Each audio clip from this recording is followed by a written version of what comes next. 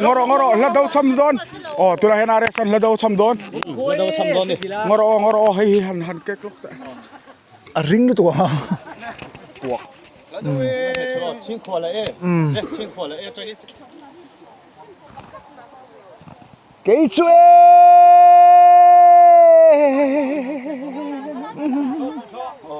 sọc lầu đuổi anh đi dài riêng nghe bụi tê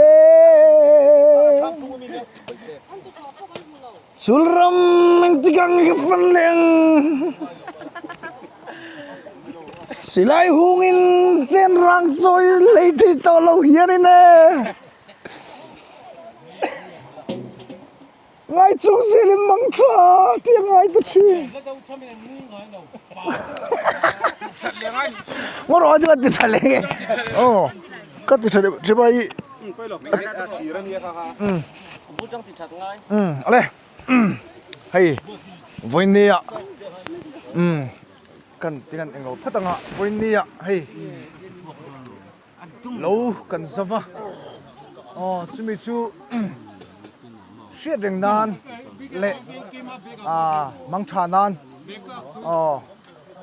cái này cạp đồn anh đi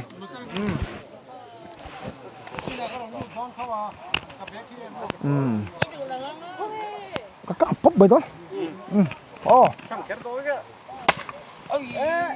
cái cuộc riêng lầu về ha chú nhưng mà tâm trạng lầu lật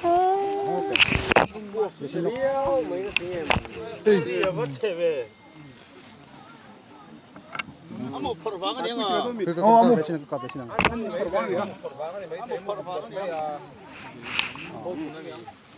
cái bộ cặp tôm này ngon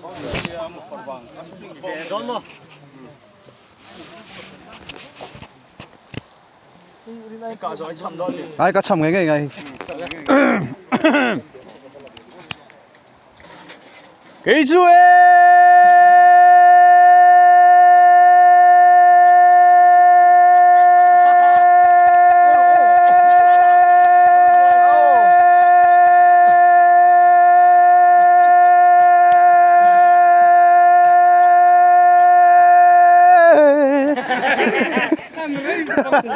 cái sen tê tan sale đâu ra cái pian puye khua khane lâu zo u o ie nordi sodung se khane lâu e gan zo e